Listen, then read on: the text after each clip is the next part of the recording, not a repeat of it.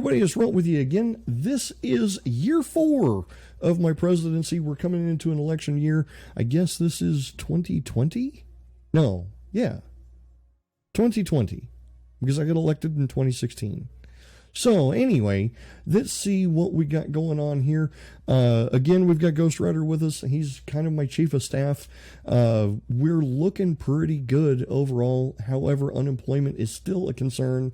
The GDP is still suffering from the market crash from the last episode.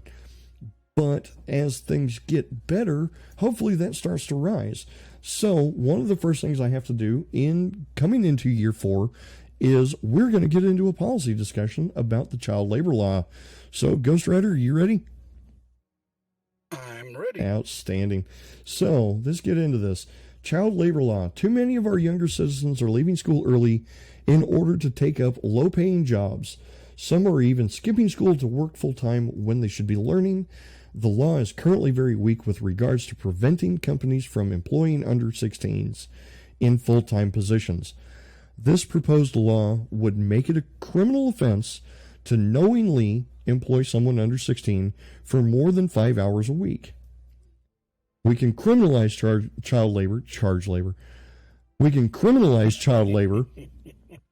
We can make speeches about how children should be in school until we are blue in the face, but unless we back up our words with legislation and the threat of criminal action, our children will continue skipping school to earn money.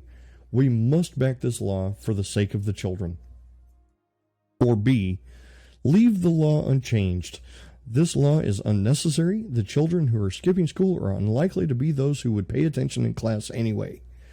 And they are contributing to the economy by working instead.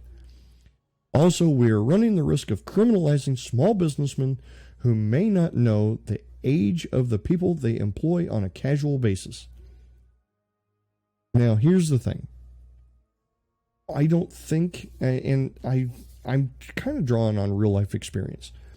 I think if it's a company, like a major company or something like that, like say a fast food chain or something like that, where they hire people under 16, that absolutely that the child labor law should be there. But B, there's an unenforceable part of this.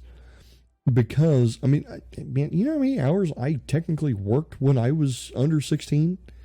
Mowing yards or doing whatever, or, you know, as long as it didn't affect my schoolwork, my parents were kosher with it. Because it taught me responsibility.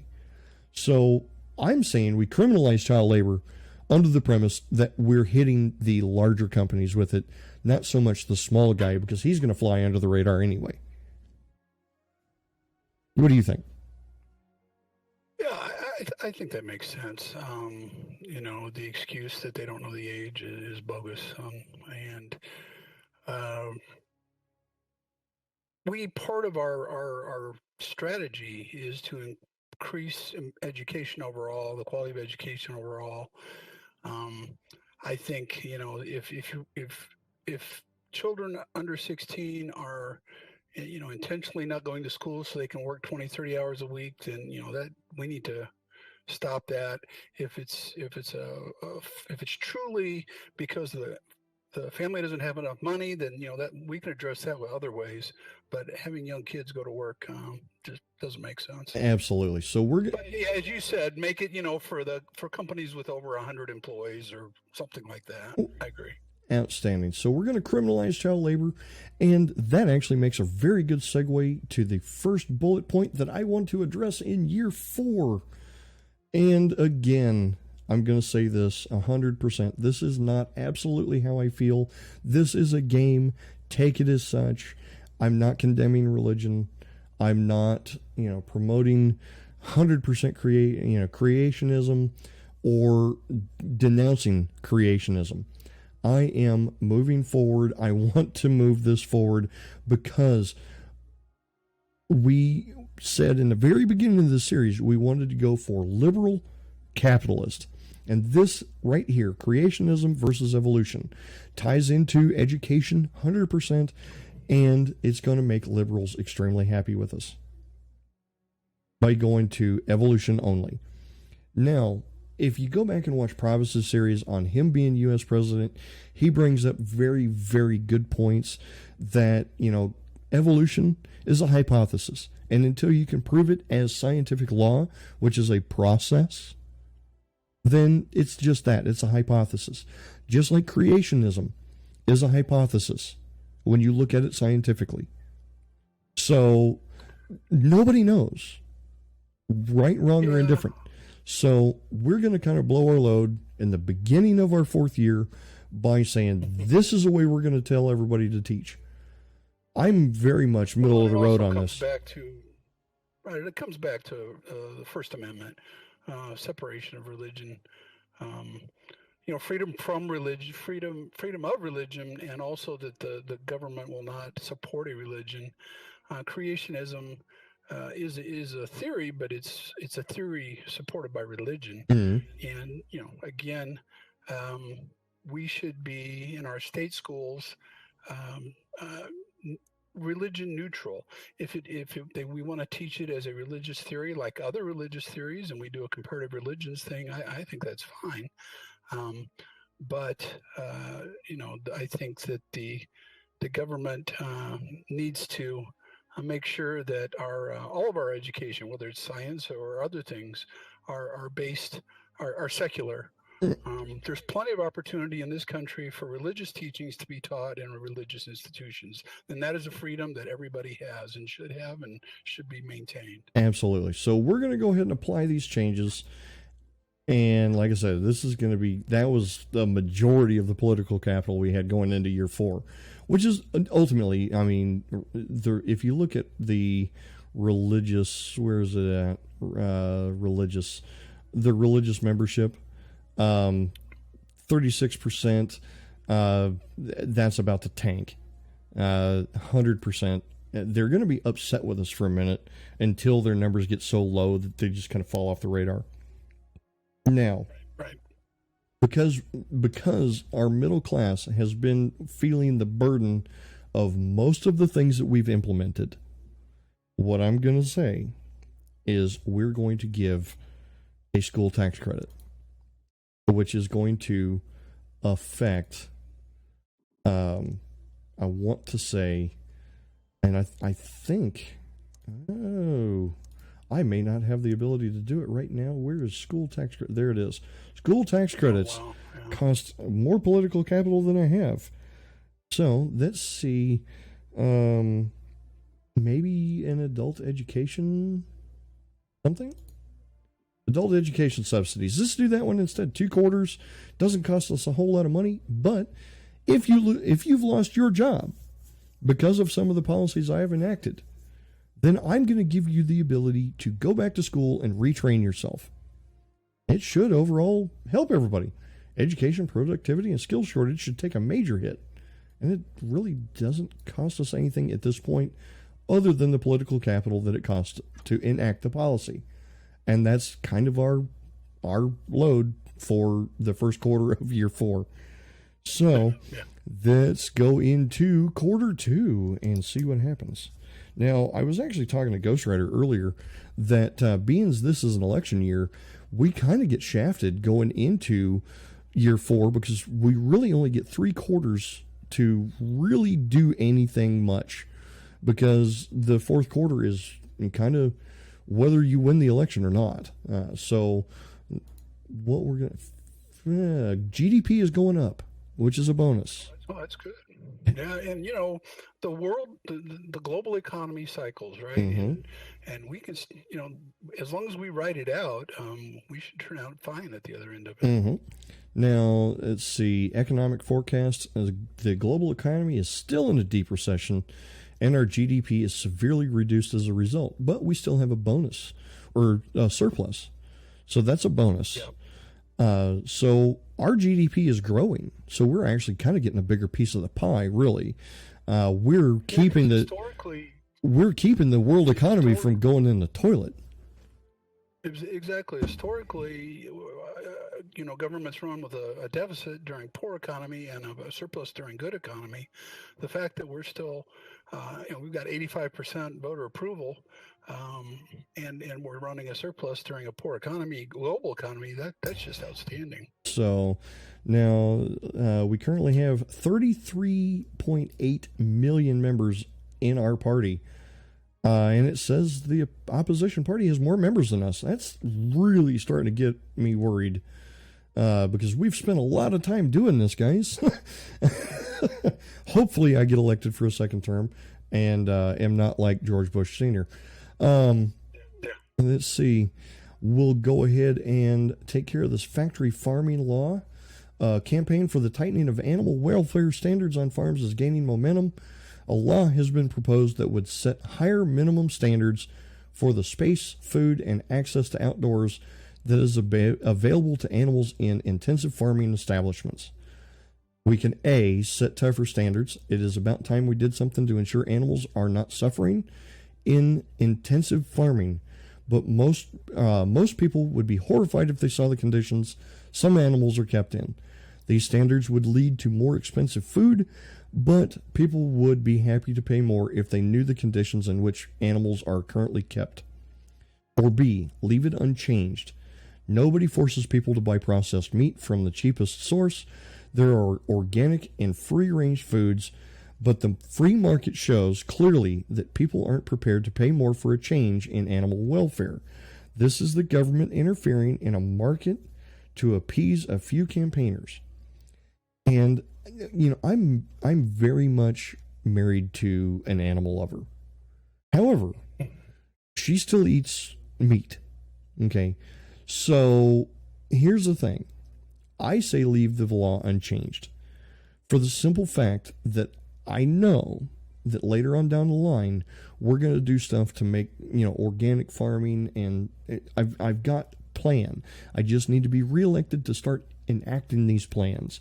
So it's not that I want to see, cows not able to move or whatever else.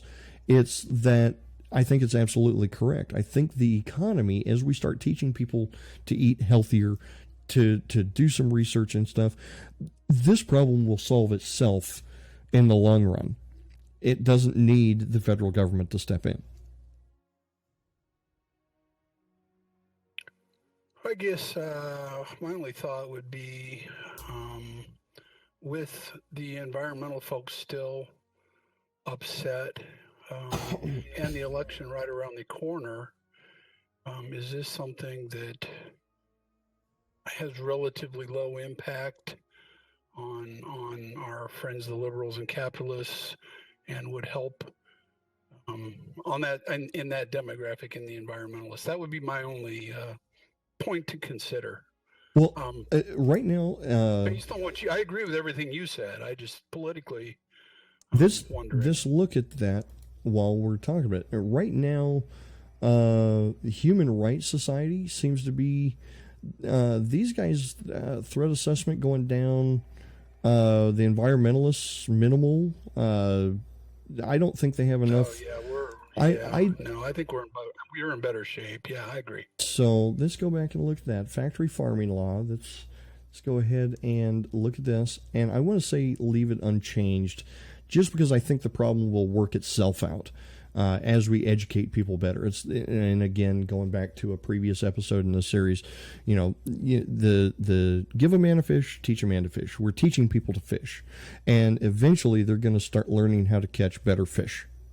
So that's where I'm going with that, and let's see how we do in quarter 2 of year 4. So let's see.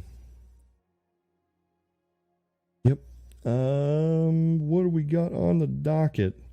I wanted to do the school tax credit. Yeah. Can I still not do that? School tax credits. There we go. Woohoo! Takes 1 quarter to implement. Doesn't cost us. Cost us a ton. But how much does it cost? At maximum cost 115. We've got almost 2. It's going to take a major hit. 6 now. Yeah. We'll still have the surplus, which is ultimately the overall Right. goal, but it increases income across the board. We're fighting a global economy in recession that's try to keep people a little better off, and especially with middle earnings. They've taken it. Middle class people have been beat on so far in this presidency. So let's try to keep them a little happier, and capitalists love it. So we'll go ahead and do that. And just I think I've got enough political capital to pull it off, and we'll see. Oh, nope, that's not it.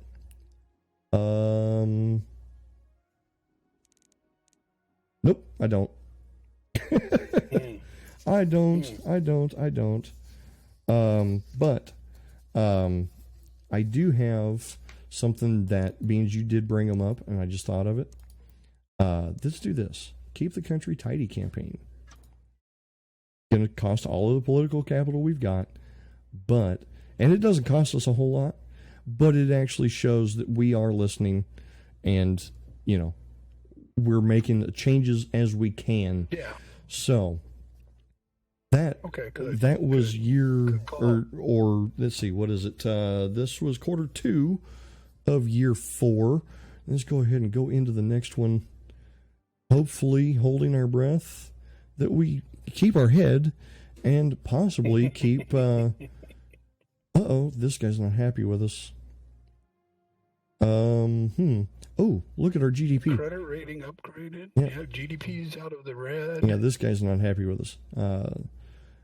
Working as your chancellor is tired of serving your government and may wish to leave their position and possibly politics altogether. You may be able to persuade them to stay by taking steps to further please their core supporters, motorists and liberals. Liberals are loving me at this point, I think. Yep. So I don't know what this guy, why he's got his panties in a twist. GDP. Well, yeah, and it's the last half of the last year. I mean, yeah, he's just hoping, he's trying to get a better job for next year. It looks like he's signaling that he doesn't want to go forward into the next administration. So. That's a good one. Okay, aerospace contract 1, GDP up by 0.03%. Fantastic. And like I said, 0.03% in the U.S. GDP is gigantic. That's a lot of nickels. Mm-hmm. Now, high productivity is... Holy smokes. That's fantastic. That's awesome. And it's on the upswing. Our credit rating has been upgraded. Capitalists are loving it. Our GDP is even more improved. So, awesome. We're still in a global recession, but our GDP is powerful. And we've got $88 billion a quarter. So we're still paying off the national debt. Not as quickly as we were before, but we're getting there. We're trying to keep... as soon as the global economy turns around, that's going to just skyrocket. Absolutely. And this Human Rights Society has been criticizing government policy on the radio. I want to look at those people real quick before we get into anything. Maybe just ban radio? No, let's not do that. Let's see, who was it? Human Rights Society. But their membership's going down. So that's fine. Okay. I'm cool with that. Let's go back into our policies and such. Fantastic. We're going into the third quarter of year 4 with the board is looking pretty good overall. Productivity is gigantic. That's awesome. Look at that. Feeding all kinds of stuff. Wow. I like green. Green is a good color. Anyway, let's see. Because we've been criticized by these people, not that I want to pander to them, but it's something that I wanted to increase anyway. What I want to look at is welfare. No, that's not it. Where was it that I was wanting to look at it? You talked about doing recycling. Is that something you're still thinking about? possibly, but it was the Stamp Out Racism Week. Yeah. Where in the world is that? So, Stamp Out Racism Week. There it is. There it is. Found it.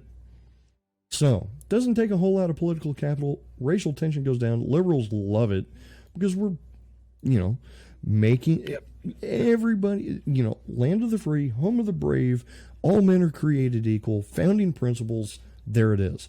So, we'll go ahead and apply those changes. That's taken care of.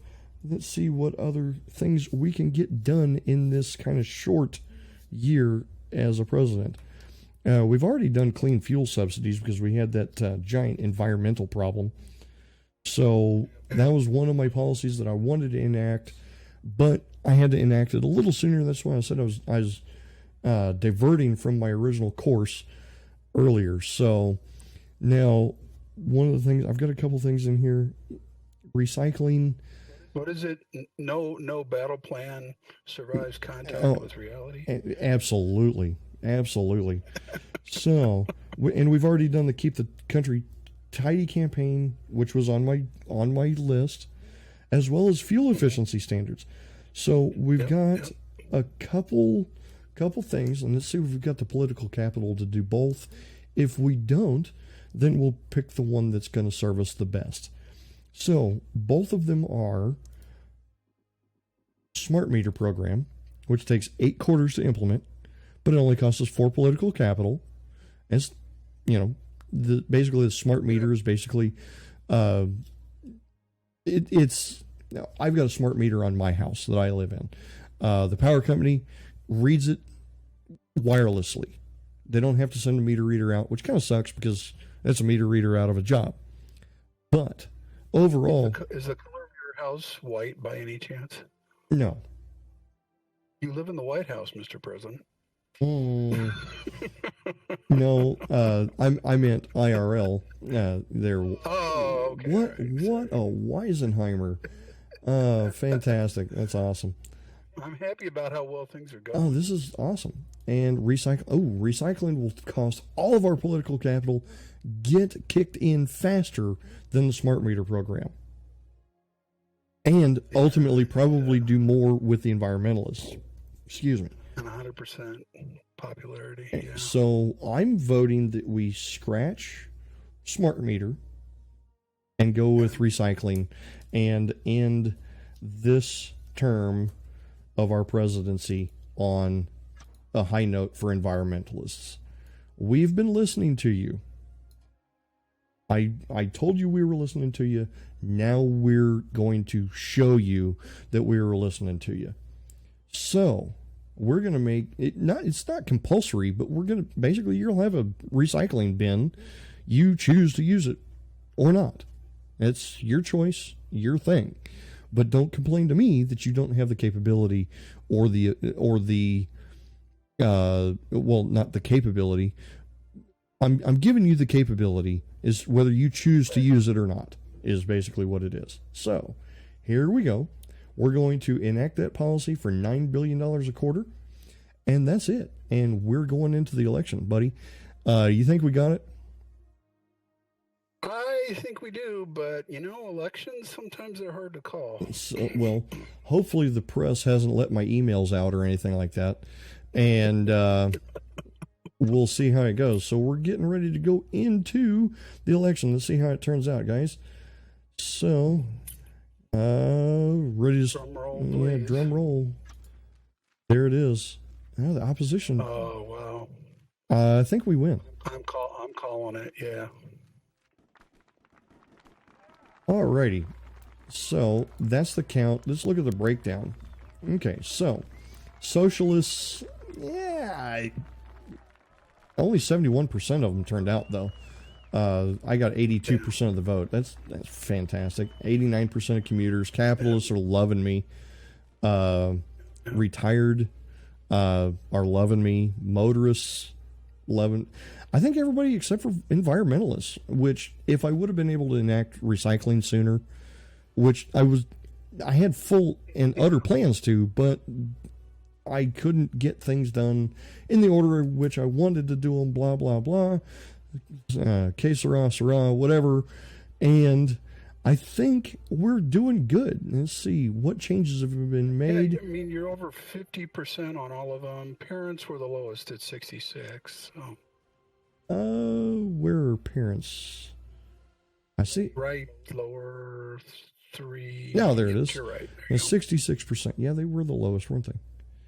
But still. Yeah, but still. And only 70% of parents turned out. So, okay. You know what? We'll work on that going into the second term of my presidency. Health has much improved in the U.S. Education is up. Crime is down 70%. That's fantastic. Violent crime is down 2.5%. Poverty is actually down. Equality is up. Environment is up. Technology is up. Working week is up, which, yeah, okay. Car usage is down. Rail usage is up. Bus usage is up. Productivity is giant. Unemployment, okay, cool. It looks like we've done a pretty good job overall. And it's funny because opposition turnout was 96%. And they still couldn't beat me. Literally, 67% of the people that are part of my group came out and voted for me, and I still beat you. That just, wow. So, guys, that's the end of year 4. We'll kick it off next time going into term 2, my 5th year of the presidency of Runt, and we'll see you next time. So until then, I'm not giving Ghostrider a chance. Bye now. Congratulations, Mr. President. The